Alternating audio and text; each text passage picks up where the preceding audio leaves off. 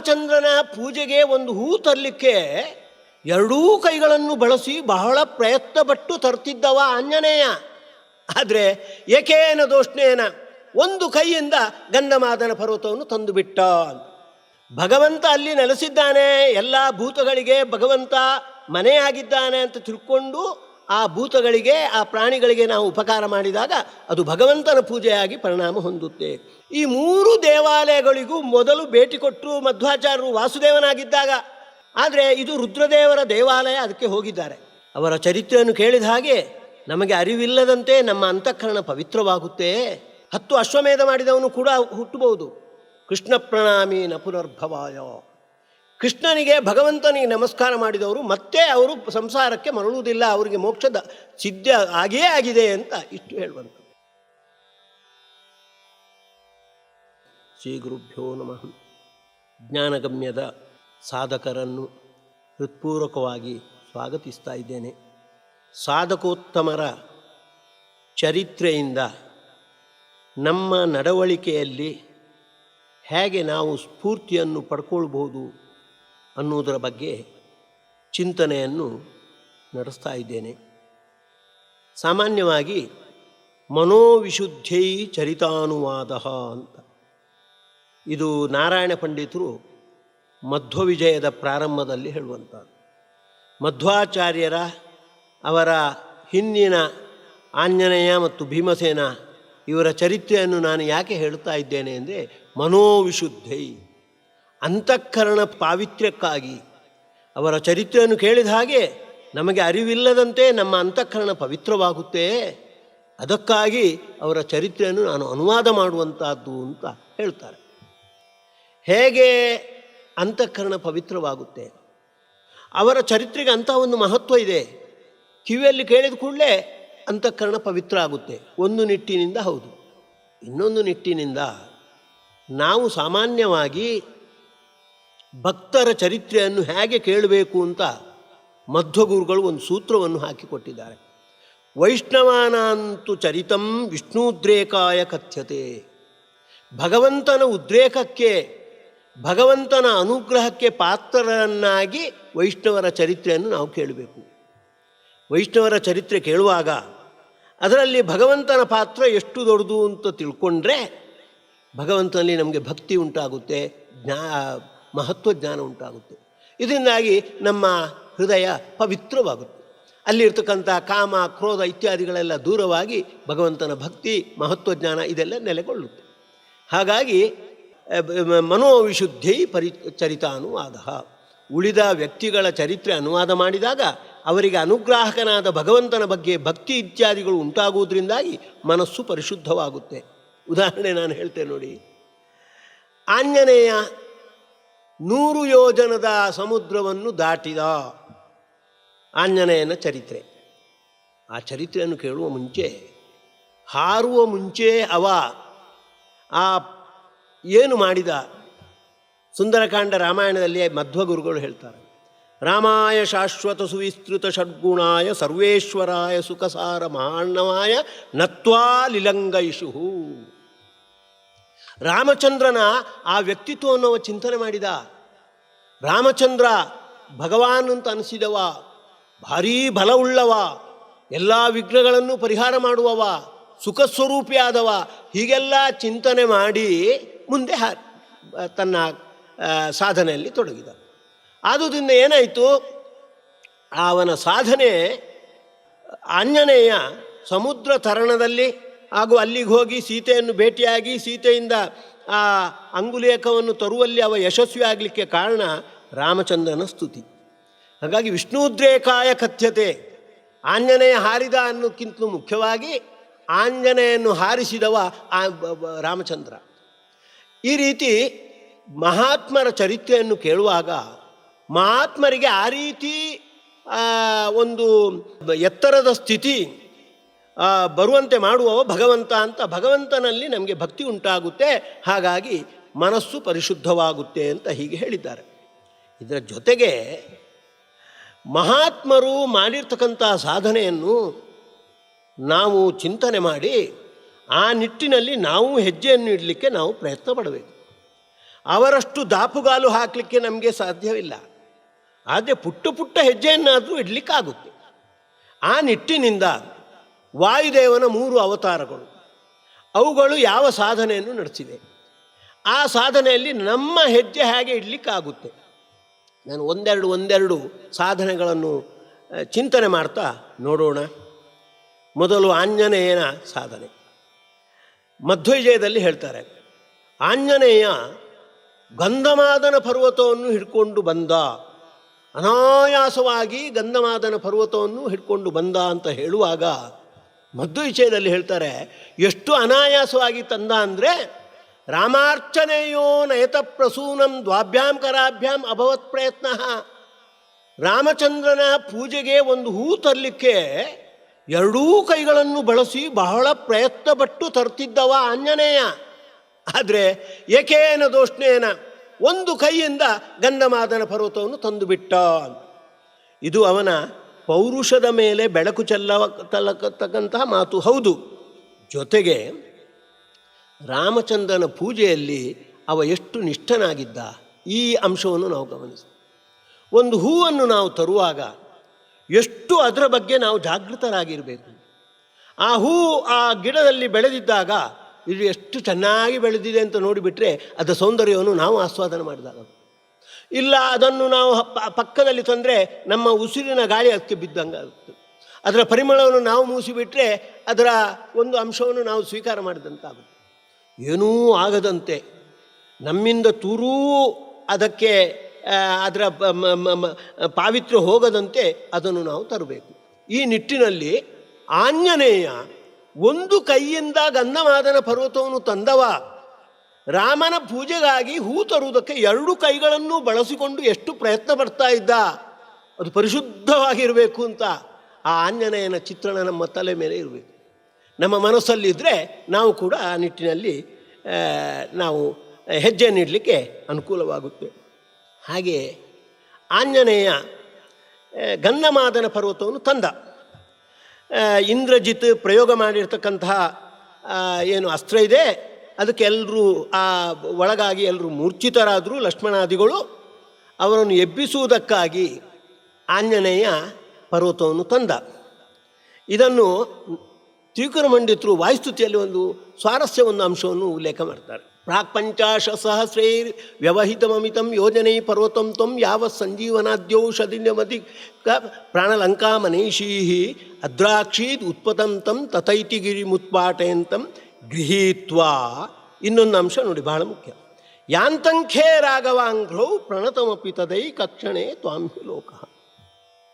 ಅನಾಯಾಸವಾಗಿ ಆ ಗಂಧಮಾದನ ಪರ್ವತವನ್ನು ತಂದವ ಕೂಡಲೇ ಅದನ್ನು ಆ ಮೂರ್ಛಿತರಾಗಿರ್ತಕ್ಕಂಥ ಕಪಿಗಳನ್ನು ಎಬ್ಬಿಸುವುದಕ್ಕೆ ಅವ ಬಳಸಿಲ್ಲ. ಮೊದಲನೇದಾಗಿ ರಾಘವಾಂಘ್ರೌ ಪ್ರಣತಂ, ರಾಮಚಂದ್ರನ ಪಾದದ ಬುಡದಲ್ಲಿಟ್ಟುಕೊಂಡು ಇದು ನಿನ್ನ ಸೇವೆ ಅಂತ ರಾಮಚಂದ್ರನಿಗೆ ಅರ್ಪಣೆ ಮಾಡಿದಂತೆ. ಅರ್ಪಣೆ ಮಾಡಿ ಮತ್ತೆ ಅದನ್ನು ಕಪಿಗಳನ್ನು ಎಬ್ಬಿಸುವುದಕ್ಕೆ ಅದನ್ನು ಬಳಸಿಕೊಂಡಿದ್ದಾನೆ. ಬಹಳ ಮುಖ್ಯವಾಗಿರುವಂಥದ್ದು. ಮಧ್ವಗುರುಗಳು ಹೇಳ್ತಾರೆ, ಜನತಾ ಸೇವೆ ಜನಸೇವೆ ಅಂತ ನಾವೆಲ್ಲ ಹೇಳುವಾಗ ಆಚಾರ್ಯರು ಹೇಳುವಂಥದ್ದುಂಟು. ಏನು ಅಂದರೆ, ವಿಷ್ಣೋ ಗೃಹತ್ವಾದ್ಭೂತಾನಾಂ ದಯಾ ಕಾರ್ಯ ವಿಜಾನತ. ಭಗವಂತ ಅಲ್ಲಿ ನೆಲೆಸಿದ್ದಾನೆ, ಎಲ್ಲ ಭೂತಗಳಿಗೆ ಭಗವಂತ ಮನೆಯಾಗಿದ್ದಾನೆ ಅಂತ ತಿಳ್ಕೊಂಡು ಆ ಭೂತಗಳಿಗೆ ಆ ಪ್ರಾಣಿಗಳಿಗೆ ನಾವು ಉಪಕಾರ ಮಾಡಿದಾಗ ಅದು ಭಗವಂತನ ಪೂಜೆಯಾಗಿ ಪರಿಣಾಮ ಹೊಂದುತ್ತೆ. ತಸ್ಯ ಪ್ರಾಣ್ಯುಪಕಾರೇಣ ಸಂತುಷ್ಟೋ ಭವತೀಶ್ವರಃ. ಪ್ರಾಣಿಗಳಿಗೆ ಉಪಕಾರ ಮಾಡಿದಾಗ ಅವುಗಳ ಒಳಗಿರುವ ಭಗವಂತ ಪ್ರಸನ್ನನಾಗ್ತಾನೆ. ಈ ಅನುಸಂಧಾನ ಇರಬೇಕು ಜನತಾ ಸೇವೆ ಮಾಡುವಾಗ. ಇದನ್ನು ಆಂಜನೇಯ ತೋರಿಸಿಕೊಟ್ಟಿದ್ದಾನೆ ನೋಡಿ. ಆಂಜನೇಯ ಗಂಧಮಾದನ ಪರ್ವತವನ್ನು ತಂದದ್ದು ಆ ಕಪಿಗಳನ್ನು ಎಬ್ಬಿಸುವುದಕ್ಕಾಗಿ. ಆದರೆ ಅದನ್ನು ರಾಮಚಂದ್ರನ ಪೂಜೆಯಾಗಿ ಪ್ರಣತಮಪಿ ತದೈ ಕಕ್ಷಣೆ ತ್ವಾಂ ಹಿ ಲೋಕ ಅಂತ ಹೇಳಿದ ಹಾಗೆ ರಾಮಚಂದ್ರನಿಗೆ ಪ್ರಣಾಮ ಮಾಡಿ ಅವನಿಗೆ ಅರ್ಪಣೆ ಮಾಡಿ ಮತ್ತೆ ಅದನ್ನು ಕಪಿಗಳನ್ನು ಎಬ್ಬಿಸುವುದರಲ್ಲಿ ಅದನ್ನು ಬಳಸಿಕೊಂಡಿದ್ದಾನೆ. ಅಂದರೆ ಉಳಿದವರ ಉಪಕಾರಕ್ಕಾಗಿ ನಾವು ಏನಾದರೂ ಕಾರ್ಯ ಮಾಡುವಾಗಲೂ ಕೂಡ ಅವರ ಒಳಗಿರುವ ಭಗವಂತನನ್ನು ಗಮನಿಸಿಕೊಂಡು ಅವನಿಗೆ ಮೊದಲು ಅದನ್ನು ಅರ್ಪಣೆ ಮಾಡಿ ಉಳಿದವರಿಗೆ ಅದರ ಪ್ರಯೋಜನ ದೊರಕುವಂತೆ ಮಾಡಬೇಕು ಅನ್ನುವುದಕ್ಕೆ ಆಂಜನೇಯನ ಈ ಒಂದು ಸಾಧನೆ ನಮಗೆ ಸ್ಫೂರ್ತಿಪ್ರದವಾಗುತ್ತೆ. ಭೀಮಸೇನ 2ನೇ ಅವತಾರ. ಮುಖ್ಯವಾಗಿ ದುರ್ಯೋಧನ ದುಶ್ಯಾಸನರನ್ನು ಸಂಹಾರ ಮಾಡಿದವ. ಮಹಾಭಾರತದ ನಿರೂಪಣೆ ಕಂಡಾಗ ಭೀಮಸೇನ ಎಷ್ಟು ಕ್ರೂರ ಅಂತ ಅನಿಸುತ್ತೆ. ಯಾಕೆಂದರೆ ದುರ್ಯೋಧನ ದುಶ್ಯಾಸನನ್ನು ಹೊಡೆದು ತಲೆಗೆ ಹೊಡೆದು ಕೊಂದಿದ್ದಾನೆ. ಗಮನಿಸಬೇಕಾದದ್ದು, ಆ ಕಾಲದಲ್ಲೇ ಭೀಮಸೇನ ದುರ್ಯೋಧನನ್ನು ಕೊಲ್ಲುವಾಗ ಅವ ಮನ್ಯು ಸೂಕ್ತದ ದರ್ಶನಕ್ಕೆ ಒಳಗಾಗಿದ್ದಾನೆ.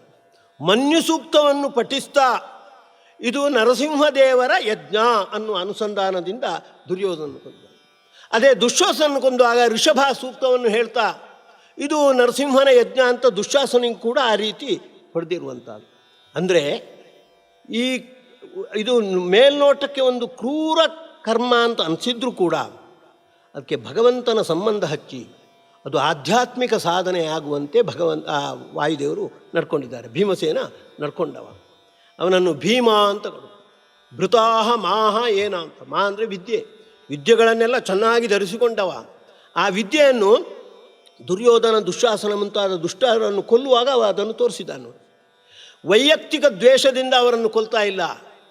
ಭಗವಂತನಿಗೆ ಅವರು ಅನ್ಯಾಯ ಮಾಡಿದವರು, ಸಜ್ಜನರಿಗೆ ಅನ್ಯಾಯ ಮಾಡಿದವರು ಹಾಗಂತ ತಿಳ್ಕೊಂಡು ನರಸಿಂಹದೇವರ ಯಜ್ಞ ರೂಪದಿಂದ ಅವರ ಸಂಹಾರ ಮಾಡಿರುವಂಥ. ನಾವು ಕೂಡ ಭಕ್ತ ಪ್ರಹ್ಲಾದ ನರಸಿಂಹದೇವರಲ್ಲಿ ಹೇಳುವಂಥದ್ದುಂಟು, ಮೋದೇತ ಸಾಧುರಪಿ ವೃಶ್ಚಿಕ ಸರ್ಪ ಹತ್ಯ. ಸಜ್ಜನನೂ ಕೂಡ ಅವರು ಅಹಿಂಸೆ ಮಾಡಬೇಕಾದದ್ದು, ಕೆಲವು ಹಿಂಸೆ ಮಾಡ್ಬೋದು. ಚೇಳು ಇದೆ ನೋಡಿ, ಚೇಳನ್ನು ಸಜ್ಜನರು ಕೊಲ್ಬೋದು. ಕೆಟ್ಟ ಸರ್ಪಗಳಿದೆಯಲ್ಲ ಅದನ್ನು ಕೊಲ್ಲಬಹುದು. ಅದನ್ನು ಕೊಂದು ಅವರು ಸಂತೋಷ ಪಡ್ಬೋದು ಅಂತ ನರಸಿಂಹದೇವರ ಎದುರು ಇವರು ಹೇಳುವಂಥದ್ದು ಪ್ರಹ್ಲಾದ. ಆದರೆ ಹಾಗೆ ನಾವು ಮಾಡ್ತೇವೆ. ಮಾಡುವಾಗ ನಮ್ಮ ಅನುಸಂಧಾನ ಹೇಗಿರಬೇಕು? ನಮ್ಮ ಅನುಸಂಧಾನ ವೈಯಕ್ತಿಕ ದ್ವೇಷ ಇರಬಾರ್ದು. ಈ ಚೇಳು ನನಗೆ ಬಂದು ಕಚ್ಚುತ್ತೆ, ಈ ಕೆಟ್ಟ ಸರ್ಪ ನನಗೆ ಬಂದು ಕಚ್ಚುತ್ತೆ, ಹಾಗಾಗಬಾರ್ದು ಅಂತ ಇಲ್ಲದೆ ಭಗವಂತನಿಗೆ ಇದರಿಂದ ಸಂತೋಷವಾಗುತ್ತೆ ಅಂತ ಭಗವಂತನನ್ನು ನಮ್ಮ ಗಮನದಲ್ಲಿಟ್ಟುಕೊಂಡು ಹೀಗೆ ಮಾಡಿದಾಗ ಹೇಗೆ ಭೀಮಸೇನರು ನರಸಿಂಹನ ಒಂದು ಯಜ್ಞವಾಗಿ ಅವರ ದುರ್ಯೋಧನ ದುಶ್ಯಾಸನಾದಿಗಳ ಹಿಂಸೆ ಮಾಡಿದರು, ಆ ರೀತಿ ನಾವು ಮಾಡಬೇಕು ಅನ್ನೋದಕ್ಕೆ ಭೀಮಸೇನ ಈ ಸಾಧನೆ ನಮಗೆ ಸ್ಫೂರ್ತಿಪ್ರದವಾಗುತ್ತೆ.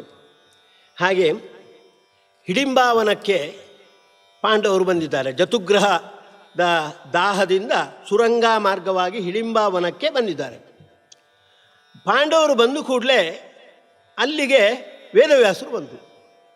ವೇದವ್ಯಾಸರು ಬಂದು ಕೂಡಲೇ ವೇದವ್ಯಾಸರು ಕಂಡು ಕೂಡಲೇ ಭೀಮನ ಚರ್ಯೆ ಯಾವುದು ಅಂದರೆ, ಸಮರ್ಪ್ಯ ಕೃತ್ಯಾನಿ ಕೃತೀಕೃತಾನಿ ವ್ಯಾಸಾಯ ಭೂಮ್ನೇ ಸುಕೃತಾನಿ ತಾವತ್ತು.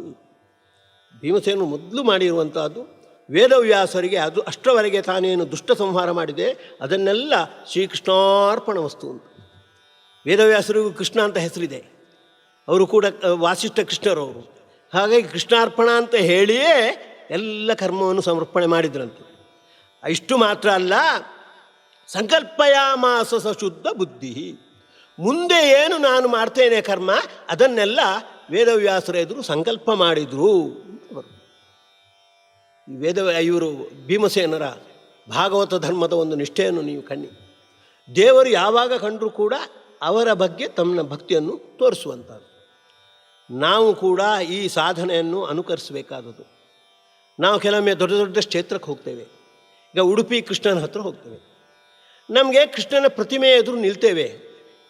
ಕೃಷ್ಣನ ಹತ್ರ ಏನು ಸಾಧನೆ ಮಾಡುವುದು? ಸುಮ್ಮನೆ ಕಣ್ಣು ಮುಚ್ಚುತ್ತೇವೆ, ಕೈ ನಮಸ್ಕಾರ ಮಾಡ್ತೇವೆ, ಗೊತ್ತಿದ್ದರೆ ಕೃಷ್ಣಾಯ ವಾಸುದೇವಾಯ ಹರೆಯ ಪರಮಾತ್ಮನೆ ಅಂತ ಒಂದು ಶ್ಲೋಕ ಹೇಳ್ತೇವೆ. ಅಲ್ಲ, ಭೀಮಸೇನ ದೇವರು ಹೇಳಿ ಕೃಷ್ಣನ ಹತ್ರ ಹೋಗಿದ್ದೇವೆ ಅಂದರೆ ಕೃಷ್ಣ ಮಧ್ವಗುರುಗಳಿಂದ ಪ್ರತಿಷ್ಠಿತನಾದ ವಿಶೇಷ ಸನ್ನಿಧಾನಕ್ಕೆ ಪಾತ್ರನಾದ. ಹಾಗಾಗಿ ಅದುವರೆಗೆ ನಮ್ಮ ಏನು ಸಾಧನೆ ನಡೆದಿದೆ ಅದನ್ನೆಲ್ಲ ಕೃಷ್ಣನಿಗೆ ಅರ್ಪಣೆ ಮಾಡಬೇಕು. ಭೀಮಸೇನ ದೇವರು ವೇದವ್ಯಾಸರು ಕಂಡಾಗ ವೇದವ್ಯಾಸರಿಗೆ ಸಮರ್ಪ್ಯ ಕೃತ್ಯಾನಿ ಕೃತಿ ಅಂತ ಹೇಳಿದ ಹಾಗೆ ಎಲ್ಲ ಕರ್ಮವನ್ನು ಸಮರ್ಪಣೆ ಮಾಡಿದರು. ಆ ರೀತಿ ಮಾಡಬೇಕಂತ. ಹಾಗೆ ಸಂಕಲ್ಪಯಾಮಾಸ ಶುದ್ಧ ಬುದ್ಧಿ ಅಂತ ಮುಂದೆ ನಾನು ಏನು ಸಾಧನೆ ಮಾಡ್ತಾ ಇದ್ದೇನೆ ಅದನ್ನೆಲ್ಲ ಸಂಕಲ್ಪವನ್ನು ಕೂಡ ನಾವು ಮಾಡಬೇಕಾದದ್ದು ಅಂತ ಭೀಮಸೇನ ಈ ನಡತೆಯಿಂದ ನಾವು ತಿಳ್ಕೊಳ್ಬೇಕಾದದ್ದು. ಹಾಗೆಯೇ ಭಾಗವತದಲ್ಲೂ ಪ್ರಬುದ್ಧ ಅನ್ನತಕ್ಕಂಥ ಒಬ್ಬ ಅವಧೂತ ಹೇಳ್ತಾನೆ, ಇಷ್ಟಂ ಜಪ್ತಂ ತಪಸ್ತಪ್ತಂ ಪೂರ್ತಂ ಯಚ್ಚ ಆತ್ಮನ ಪ್ರಿಯಂ ಪ್ರಾಣಾನ್ ಪ್ರಿಯಾನ್ ಸುತಾನ್ ಧಾರಾನ್ ಯತ್ ಪರಸ್ಮೈ ನಿವೇದಯೇತ್ ಅಂತ. ನಮಗೆ ನಾವೇನೇನು ಸಾಧನೆಗಳನ್ನು ಮಾಡಿದ್ದೇವೆ, ಜಪ ಇರ್ಬೋದು, ಯಜ್ಞ ಇರ್ಬೋದು, ದಾನ ಇರ್ಬೋದು, ಅದನ್ನೆಲ್ಲ ಭಗವಂತನಿಗೆ ಅರ್ಪಣೆ. ಇಷ್ಟು ಮಾತ್ರ ಅಲ್ಲ, ದಾರಾನ್ ಪ್ರಿಯಾನ್ ಸುತಾನ್ ಪ್ರಾಣಾನ್, ಕೊನೆಗೆ ನಮ್ಮ ಬಂಧುಗಳನ್ನೆಲ್ಲ ಅರ್ಪಣೆ ಮಾಡಬೇಕು. ಆಮೇಲೆ ನಮ್ಮ ಇಂದ್ರಿಯಗಳನ್ನು, ನಮ್ಮ ಪ್ರಾಣವನ್ನು ಕೂಡ ದೇವರಿಗೆ ಯತ್ ಸಮರ್ಪಯೇತ್ ಅಂತ, ಪರಸ್ಮೈ ಯತ್ ಸಮರ್ಪಯೇತ್ ನಿವೇದಯೇತ್, ಭಗವಂತನಿಗೆ ಅದನ್ನು ಅರ್ಪಣೆ ಮಾಡಬೇಕು ಅಂತ. ಇದನ್ನು ನಾವು ಅಳವಡಿಸ್ಕೊಳ್ಬೇಕಾದದ್ದು. ದೊಡ್ಡ ದೊಡ್ಡ ಕ್ಷೇತ್ರಕ್ಕೆ ಹೋದಾಗ ದೇವರಿಗೆ ಇವನ್ನೆಲ್ಲ ಅರ್ಪಣೆ ಮಾಡಬೇಕು. ಈ ನಿಟ್ಟಿನಲ್ಲಿ ಭೀಮಸೇನ ಒಂದು ಸಾಧನೆ ನಮಗೆ ಸ್ಫೂರ್ತಿಪ್ರದವಾಗುತ್ತೆ. ಮಧ್ವಗುರುಗಳು ಅವರು ವಾಸುದೇವನಾಗಿದ್ದಾಗ ಅಲ್ಲಿ ಕೊಡವೂರಿನ ಹತ್ತಿರ ಒಂದು ಮನೆಗೆ ಹೋಗಿದ್ರು. ಮನೆಗೆ ಹೋದಾಗ ಅಲ್ಲಿ ಏನೋ ಒಂದು ಕಾರ್ಯಕ್ರಮದಲ್ಲಿ ಅವರ ತಾಯಿ ವೇದವತಿ ಮತ್ತು ನಡಿಲಾಯರವರೆಲ್ಲ ತೊಡಗಿದ್ದಾರೆ. ಅವರು ಮಾತಾಡ್ತಾ ಇದ್ದಾರೆ.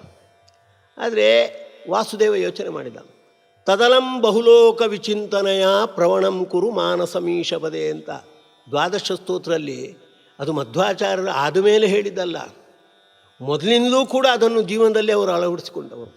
ವಾಸುದೇವನಾಗಿದ್ದಾಗಲೂ ಕೂಡ ಕೊಡವೂರಿನ ಆ ಬಂಧುಗಳ ಮನೆಯಲ್ಲಿ ಅವರೆಲ್ಲ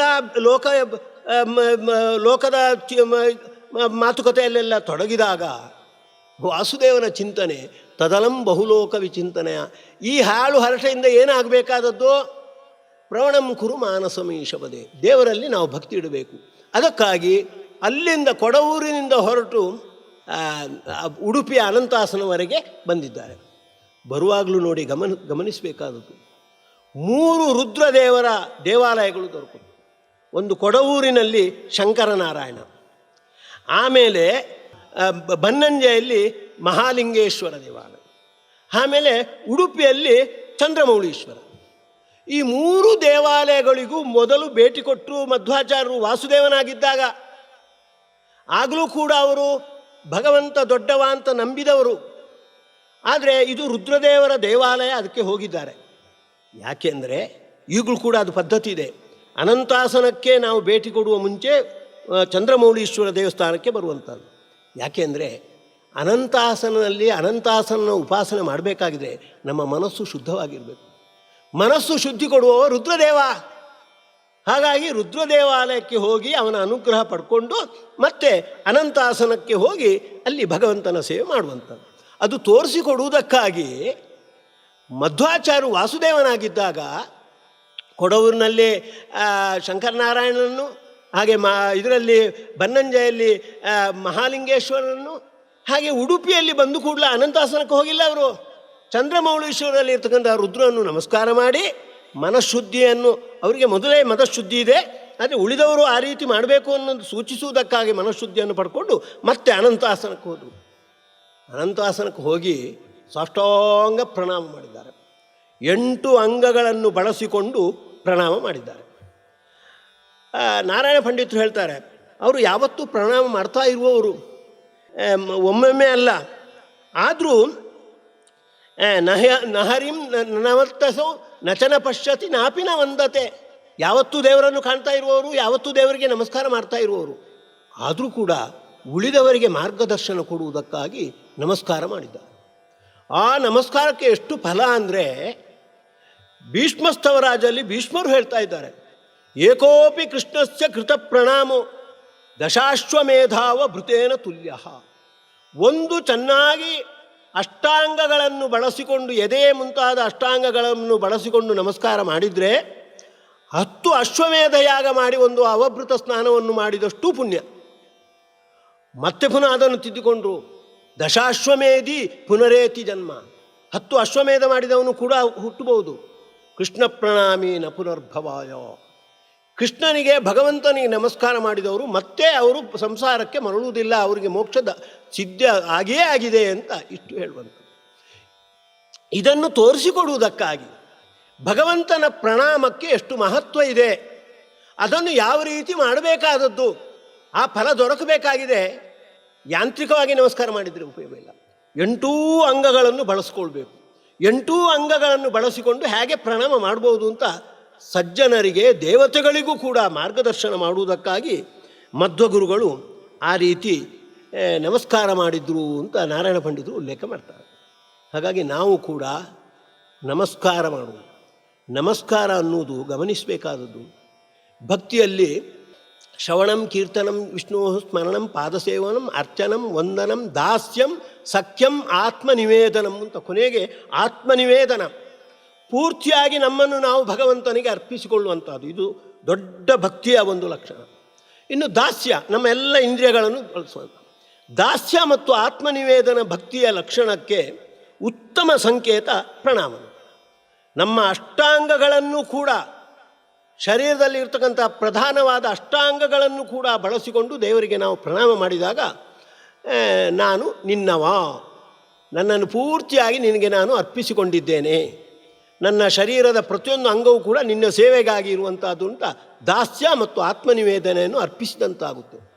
ಹಾಗಾಗಿ ಆ ಪ್ರಣಾಮಕ್ಕೆ ಅಷ್ಟು ಮಹತ್ವ ಇದೆ ಅಂತ ಮಧ್ವಾಚಾರ್ಯರು ವಾಸುದೇವನಾಗಿದ್ದಾಗಲೇ ತೋರಿಸಿರುವಂಥದ್ದು. ಹಾಗಾಗಿ ನಾವು ದೇವಸ್ಥಾನಗಳಿಗೆಲ್ಲ ಹೋದಾಗ ಪ್ರಣಾಮ ಮಾಡಲಿಕ್ಕೆ ಹಿಂಜರಿಬಾರ್ದು. ನಮ್ಮ ಅಥವಾ ಬಟ್ಟೆಗೆ ಮಣ್ಣಾಗುತ್ತೆ ಇದಾಗುತ್ತೆ ಅಂತ ಸುಮ್ಮನೆ ಕೈಯಿಂದಲೇ ನಮಸ್ಕಾರ ಮಾಡೋದು ಅಥವಾ ಬರೇ ಬಾಗಿ ನಮಸ್ಕಾರ ಮಾಡೋದು ಅಲ್ಲ, ಅಷ್ಟಾಂಗಗಳನ್ನು ಬಳಸಿಕೊಂಡು ನಾವು ನಮಸ್ಕಾರ ಮಾಡಬೇಕು ಅನ್ನೋದಕ್ಕೆ ವಾಸುದೇವ ರೂಪದಲ್ಲಿ ಮಧ್ವಗುರುಗಳು ನಮಗೆ ಪೂರ್ತಿಯನ್ನು ನೀಡ್ತಾ ಇದ್ದಾರೆ. ಮಧ್ವಗುರುಗಳು ಇನ್ನೊಂದು ಸಂದೇಶ, ಸಂತತಂ ಚಿಂತೆಯೇನಂತಂ ಅಂತಕಾಲೇ ವಿಶೇಷತಃ. ಯಾವತ್ತೂ ಭಗವಂತನನ್ನು ಚಿಂತನೆ ಮಾಡ್ತಾ ಇರಬೇಕು, ಅಂತಕಾಲದಲ್ಲಿ ವಿಶೇಷವಾಗಿ ಭಗವಂತನ ಚಿಂತನೆ ಮಾಡಬೇಕು ಅಂತ ಮಧ್ವಗುರುಗಳದನ್ನು ತೋರಿಸಿಕೊಟ್ಟಿದ್ದಾರೆ. ಅವರ ಅಂತಕಾಲ ಅಲ್ಲದಿದ್ದರೂ ಅವರ ಅವತಾರ ಕಾಲ ಮುಗಿದಾಗ ಕೊನೆಯ ಕ್ಷಣ ಏನು ಗೊತ್ತಾ, ಅನಂತಾಸನದಲ್ಲಿದ್ದುಕೊಂಡು ಪಾಠ ಪ್ರವಚನ ಮಾಡಿರುವಂಥದ್ದು. ಅದು ಯಾರಿಗೆಲ್ಲ? ದೇವತೆಗಳಿಗೆ, ಋಷಿಗಳಿಗೆಲ್ಲ. ಯಾವುದು? ಐತರೇಯ ಭಾಷ್ಯದ ಪ್ರವಚನ. ಐತರೇಯ ಉಪನಿಷತ್ತುಗಳಲ್ಲೆಲ್ಲ ಶ್ರೇಷ್ಠವಾಗಿರುವಂಥದ್ದು, ಭಗವಂತನ ಮಹಿಮೆಯನ್ನು ಸ್ಪಷ್ಟವಾಗಿ ತಿಳಿಸುವುದು. ಅಂತಹ ಐತರೇಯ ಭಾಷ್ಯವನ್ನೇ ಅಳವಡಿಸಿಕೊಂಡು ಮಾಧ್ಯಮವಾಗಿಟ್ಟುಕೊಂಡು ಭಗವಂತನ ಗುಣಚಿಂತನೆಯನ್ನು ವಿಶೇಷವಾಗಿ ಮಾಡ್ತಾ ಮಾಡ್ತಾ ಮಾಡ್ತಾ ಅದೃಶ್ಯರಾಗಿ ಅವರು ಮತ್ತೆ ಬದರಿಗೆ ತೆರಳಿರುವಂಥದ್ದು. ಅಂದರೆ ಎರಡು ಅಂಶ ಗಮನಿಸಬೇಕಾದ. ಒಂದು, ಅದು ಮಧ್ವಾಚಾರ್ಯರ ಅಂತಕಾಲ ಅಲ್ಲ, ಇನ್ನೂ ಅವರು ಅಲ್ಲಿ ಇದ್ದಾರೆ, ಬದರಿಯಲ್ಲಿದ್ದಾರೆ ಅಂತ ಒಂದುಂಟು. ಆದರೆ ಈ ಅವತಾರ ಕಾಲ ಅದು ಒಂದು ರೀತಿಯಿಂದ ಅಂತ. ಆ ಅಂತಕಾಲದಲ್ಲಿ ಮಧ್ವಗುರುಗಳು ಹೇಗೆ ಭಗವಂತನನ್ನು ಸ್ಮರಣೆ ಮಾಡಿದ್ದಾರೆ. ನಾವು ಸಾಮಾನ್ಯವಾಗಿ ಭಗವಂತನ ಸ್ಮರಣೆ ಅಂದರೆ ಹರೇ ರಾಮ ರಾಮ ರಾಮ ಹರೇ ಅಂತ ಅವನ ನಾಮಸ್ಮರಣೆ ಅಂತ ನಾವು ತಿಳ್ಕೊಳ್ತೇವೆ. ಅದು ಆಗಬಹುದು. ಅಂದರೆ ಮುಖ್ಯವಾಗಿ ಅವನ ಗುಣದ ಸ್ಮರಣೆ ಆಗಬೇಕಾಗಿದ್ದರೆ ಅವನನ್ನು ಪ್ರತಿಪಾದಿಸ್ತಕ್ಕಂಥ ಗ್ರಂಥಗಳ ಅಧ್ಯಯನಾದಿಗಳನ್ನು ನಡೆಸ್ತೇವೆ. ಅಧ್ಯಯನ ಅಧ್ಯಾಪನ ವಿಶೇಷವಾಗಿ ನಡೆಸಿದಾಗ ಅವನ ಗುಣಸ್ಮರಣೆ ಆಗುತ್ತೆ. ಮಧ್ವಗುರುಗಳು ಈ ನಿಟ್ಟಿನಲ್ಲಿ ಸ್ಫೂರ್ತಿ ತೋರಿಸಿದ್ದಾರೆ. ಅಂತಕಾಲೇ ವಿಶೇಷತಃ ಅಂದಾಗ ನಾವು ಪ್ರಾಣ ಬಿಡುವ ಕಾಲದಲ್ಲಿ ಬರೇ ನಾರಾಯಣ ನಾರಾಯಣ ಅಂತ ಹೇಳಿ ಅದು ಆಗಬಹುದು, ಅಷ್ಟೇ ಸಾಲದು. ಮುಖ್ಯವಾಗಿ ಅವನನ್ನು ಪ್ರತಿಪಾದಿಸ್ತಕ್ಕಂಥ ಗ್ರಂಥಗಳನ್ನು ಅಧ್ಯಯನ ಅಧ್ಯಾಪನ ಮಾಡುವ ಮೂಲಕ ಅವನ ಸ್ಮರಣೆ ಮಾಡಬೇಕು ಅಂತ. ಇದನ್ನು ಮಧ್ವಗುರುಗಳು ತಮ್ಮ ಅವತಾರದ ಕೊನೆಯಲ್ಲಿಯೂ ಮಾಡಿದ್ದಾರೆ. ಹಾಗೆ ಒಮ್ಮೆ ಗ್ರಹಣ ಸಂಭವಿಸಿತ್ತು, ಸೂರ್ಯಗ್ರಹಣ. ಆಗ ಅವರು ಇದಕ್ಕೆ ಹೋಗಿ ಕಣ್ವತೀರ್ಥಕ್ಕೆ ಹೋಗಿ ಅಲ್ಲಿ ಸಮುದ್ರದ ತೀರದಲ್ಲಿದ್ದುಕೊಂಡು ಗ್ರಹಣ ಕಾಲದಲ್ಲಿ ತಮ್ಮ ಶಿಷ್ಯರಿಗೆಲ್ಲ ಐತರೇಯ ಉಪನಿಷತ್ತಿನ ಪಾಠ ಮಾಡುವ ಮೂಲಕ ಭಗವಂತನ ಗುಣಚಿಂತನೆ. ನಾವು ಸಾಮಾನ್ಯವಾಗಿ ಯೋಚಿಸುವುದು ಗ್ರಹಣ ಕಾಲದಲ್ಲೆಲ್ಲ ಜಪ ಅಂತ. ಅವರು ಹೇಳ್ತಾರೆ, ಅಲ್ಲ, ಆಚಾರ್ಯರ ಒಂದು ಸಂದೇಶವೇ ಇದೆ, ಸೋಪಾಸನಾಚ ದ್ವಿವಿಧ ಶಾಸ್ತ್ರಾಭ್ಯಾಸ ಸ್ವರೂಪಿಣಿ ಧ್ಯಾನ ರೂಪ ಅಂತ. ಉಪಾಸನೆ ಎರಡು ವಿಧ, ಅದರಲ್ಲಿ ಶಾಸ್ತ್ರಾಭ್ಯಾಸ ಅನ್ನೋದು ಮುಖ್ಯ, ಧ್ಯಾನ ಅನ್ನೋದು ಕೊನೆಗೆ. ಯಾಕೆಂದರೆ ಧ್ಯಾನ ನಮಗೆ ಚೆನ್ನಾಗಿ ಆಗುತ್ತೆ ಅಂತ ನಮ್ಮ ನಿಶ್ಚಯ ಇಲ್ಲ. ಇದು ಶಾಸ್ತ್ರಾಭ್ಯಾಸ ಮಾಡಿದಾಗ ಮನಸ್ಸು ಪೂರ್ಣವಾಗಿ ನಮ್ಮ ಅಧೀನವಾಗಿರುತ್ತೆ. ಹಾಗಾಗಿ ಅದಕ್ಕೆ ಪ್ರಾಶಸ್ತ್ಯ ಕೊಟ್ಟವರು. ಅದನ್ನು ಆಚಾರ್ಯರು ತಮ್ಮ ಅವತಾರದ ಅಂತಕಾಲದಲ್ಲಿ ಹಾಗೆ ಗ್ರಹಣ ಕಾಲದಲ್ಲಿ ತೋರಿಸಿಕೊಟ್ಟಿದ್ದಾರೆ. ಇದು ನಮಗೆ ಸ್ಫೂರ್ತಿಪ್ರದ. ಭಗವಂತನ ಗುಣ ಧ್ಯಾನ ಮಾಡಬೇಕು ಅಂದಾಗ, ಭಗವಂತನನ್ನು ಧ್ಯಾನ ಮಾಡಬೇಕು, ಚಿಂತನೆ ಮಾಡಬೇಕು ಅಂದಾಗ ಬರೀ ಅವನ ನಾಮವನ್ನು ಹೇಳಿಕೊಂಡು ಚಿಂತನೆ ಮಾಡುವ ಪದ್ಧತಿ ಇದೆ, ಅಷ್ಟೇ ಅಲ್ಲ. ಅವನನ್ನು ವಿಶೇಷವಾಗಿ ಪ್ರತಿಪಾದಿಸುವ ಗ್ರಂಥ, ಅದರ ಅಧ್ಯಯನ ಮತ್ತು ಅಧ್ಯಾಪನದ ಮೂಲಕ ಅವನ ವಿಶೇಷ ಸ್ಮರಣೆಯನ್ನು ಮಾಡಬೇಕು ಅಂತ ಇದನ್ನು ಮಧ್ವಗುರುಗಳು ತೋರಿಸಿಕೊಟ್ಟಿದ್ದಾರೆ. ಹೀಗೆ ಸಾಧಕೋತ್ತಮರಾಗಿರ್ತಕ್ಕಂತಹ ಆಂಜನೇಯ ಇರ್ಬೋದು, ಭೀಮಸೇನ ಇರ್ಬೋದು, ಮಧ್ವಗುರುಗಳು ಇರ್ಬೋದು, ಅವರು ಯಾವ್ಯಾವ ಸಾಧನೆಗಳನ್ನು ನಡೆಸಿದ್ದಾರೆ ಆ ನಿಟ್ಟಿನಲ್ಲಿ ನಮಗೆ ಎಷ್ಟು ಹೆಜ್ಜೆ ಇಡಲಿಕ್ಕೆ ಸಾಧ್ಯ ಅಂತ ಗುರುತಿಸಿಕೊಂಡು ಆ ನಿಟ್ಟಿನಲ್ಲಿ ನಾವು ಹೆಜ್ಜೆ ಇಟ್ಟಾಗ ಅವರ ಚರಿತ್ರೆ ಅಧ್ಯಯನ ಆ ನಿಟ್ಟಿನಲ್ಲೂ ಕೂಡ ನಮಗೆ ಅದು ಪ್ರಭಾವಕಾರಿಯಾಗುತ್ತೆ, ಫಲಕಾರಿಯಾಗುತ್ತೆ. ಆ ದಿಸೆಯಲ್ಲಿ ನಾವು ಪ್ರಯತ್ನವನ್ನು ನಡೆಸೋಣ ಅಂತ ಹೇಳ್ತಾ ಇದನ್ನು ಮಧ್ವಾಂತರ್ಗತರಾದ ವೇದವ್ಯಾಸರಿಗೆ ಅರ್ಪಣೆ ಮಾಡ್ತಾ ಇದ್ದೇನೆ. ನಾಹಂ ಕರ್ತ ಹರಿಕರ್ತ ತತ್ಪೂಜಾ ಕರ್ಮಚಾಖಿಲಂ ತಥಾಪಿ ಮತ್ಕೃತಾ ಪೂಜಾ ತತ್ಪ್ರಸಾದೇನ ನಾನ್ಯಥಾ ತದ್ಭಕ್ತಿ ತತ್ಫಲಂ ಮಖ್ಯಂ ತತ್ಪ್ರಸಾದ ಪುನಃ ಪುನಃ ಕರ್ಮನ್ಯಾಸೋ ಹರಾವೇವಂ ವಿಷ್ಣೋಸ್ತೃಪ್ತಿಕರಸ್ಸದಾ. ಶ್ರೀಕೃಷ್ಣಾರ್ಪಣಮಸ್ತು. ಈ ಜ್ಞಾನ ಸೇವೆಯನ್ನು ವಿಶೇಷವಾಗಿ ಜ್ಞಾನಗಮ್ಯ ಸಂಸ್ಥೆ ನಡೆಸ್ತಾ ಇದೆ. ಜ್ಞಾನ ಅನ್ನುವುದಕ್ಕೆ ಮುಖ್ಯವಾಗಿ ಭಗವಂತ ಅಂತ ಅರ್ಥ. ಅವನು ಜ್ಞಾನದ ಮೂಲಕ ಗಮ್ಯನಾಗಿದ್ದಾನೆ. ಹಾಗೆ ಜ್ಞಾನ ಅನ್ನುವುದಕ್ಕೆ ವಾಯುದೇವರು ಅಂತಲೂ ಅರ್ಥ ಇದೆ. ವಾಯುದೇವರ ಮೂಲಕ ಗಮ್ಯನಾದವ. ಹಾಗಾಗಿ ವಿಶೇಷವಾಗಿ ವಾಯುದೇವರ ಮತ್ತು ಭಗವಂತನ ಮಹಿಮೆಗಳನ್ನು, ಲೀಲೆಗಳನ್ನು, ಗುಣಗಳನ್ನು ಹೇಳತಕ್ಕಂತಹ ಕಾರ್ಯಕ್ರಮಗಳು ವಿಶೇಷವಾಗಿ ಈ ಜ್ಞಾನಗಮ್ಯ ಸಂಸ್ಥೆಯಿಂದ ನಡೆಯುತ್ತೆ. ಅದರಿಂದ ಇನ್ನಷ್ಟು ಆಧ್ಯಾತ್ಮಿಕ ಧಾರ್ಮಿಕ ಪ್ರಕಾಶ ನಡೆಸುವಂತಾಗಲಿ.